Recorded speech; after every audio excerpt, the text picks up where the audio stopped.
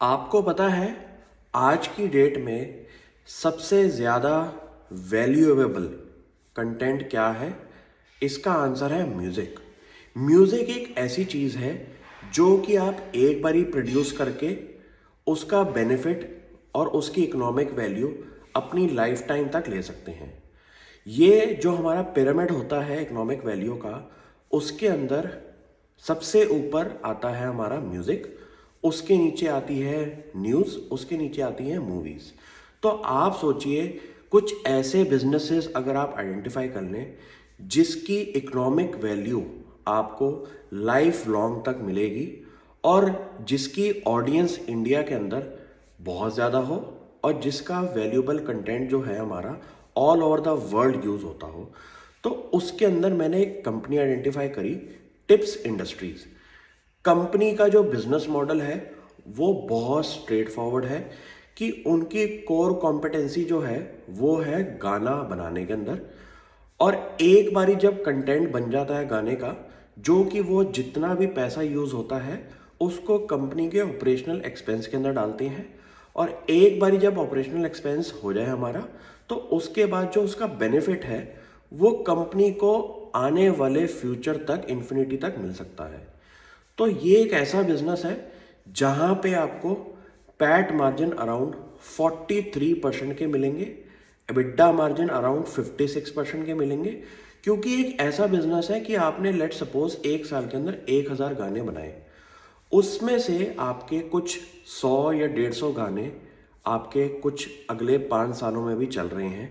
तो आप सोचिए कि उस कॉस्ट का जो खर्चा है वो आपने एक साल में दिया, लेकिन उसका जो बेनिफिट आप आने वाले फ्यूचर में ले रहे हैं वो अगले 5 साल तक ले रहे हैं।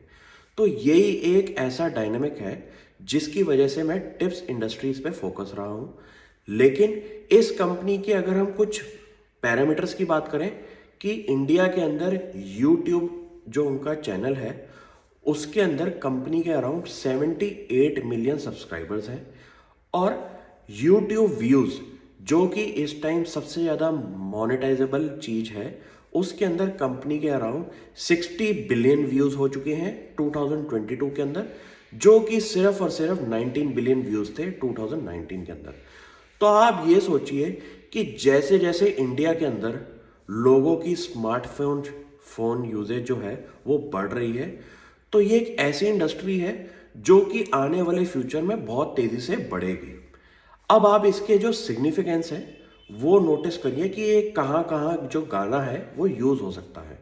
सबसे पहले गाना बनाने के बाद आप एक म्यूज़िक को अनाउंस करते हैं जो कि आपका एक मूवी के अंदर भी आ जाता है, प्लस ओटीटी चैनल्स भी आपके इस म्यूज़िक की स्पॉन्सरशिप को लेते हैं, प्लस जितना भी आप कंटेंट स्पॉटिफाई पे सुनते हैं उसकी मोनेटाइजेशन ओरिजिनल कंटेंट प्रोड्यूसर्स को मिलती है का कुछ परसेंटेज, जो कि टिप्स इंडस्ट्रीज को डायरेक्टली मिलता है। तो आप सोचिए जितनी भी ऑनलाइन स्ट्रीमिंग डिवाइसेस हैं, जितने भी सॉफ्टवेयर्स हैं, उनका डायरेक्ट बेनिफिट हमारा टिप्स इंडस्ट्री जैसी कंपनीज को मिलेगा। रीज़न यही है कि इन कंपनीज की वैल्यू अनलॉकिंग जो है वो एकदम 2-4 सालों के अंदर बढ़ चुकी है। क्योंकि ये ऐसे सेक्टर के अंदर पहले से बैठे हुए थे जहाँ पे ये गाना प्रोड्यूस करते थे, लेकिन एक कैसेट और सीडी में ही हमेशा मोनेटाइजेशन करते थे या फिर अपने कुछ सिंगर्स को कॉन्सर्ट्स करा के। लेकिन इंटरनेट की आने की वजह से ये जो म्यूज़िक इंडस्ट्री है ये हमारी अब स्ट्रीमिंग इंडस्ट्री के नाम से जानी जाती है। तो जहाँ जहाँ गाना बजेगा वहाँ वहाँ इस कंपनी को कुछ मोनेटाइजेशन का बेनिफिट मिलेगा। अब आप सोचिए कि पूरे सोशल मीडिया पे लेट सपोज कोई भी आप गाना सुनते हैं और उस गाने को आप यूज़ करते हैं अपनी वीडियो के अंदर, तो आप सोचिए कि ये कंपनी का भी डायरेक्ट बेनिफिट होगा इस गाने की मोनेटाइजेशन से।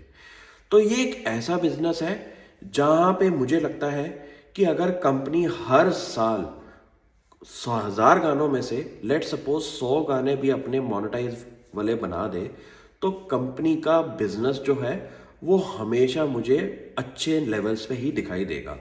और यही साफ मुझे दिखा कंपनी के एबिड्डा मार्जिन और पैट मार्जिन पे।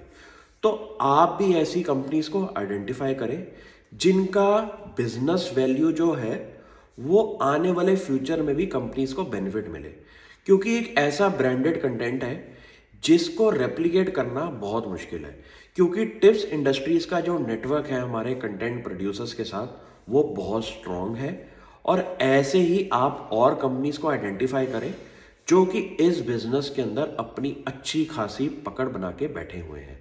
तो मैं भी ऐसी कंपनीज और आइडेंटिफाई कर रहा हूं और उनके बारे में आगे वीडियो बनाऊंगा। Thank you.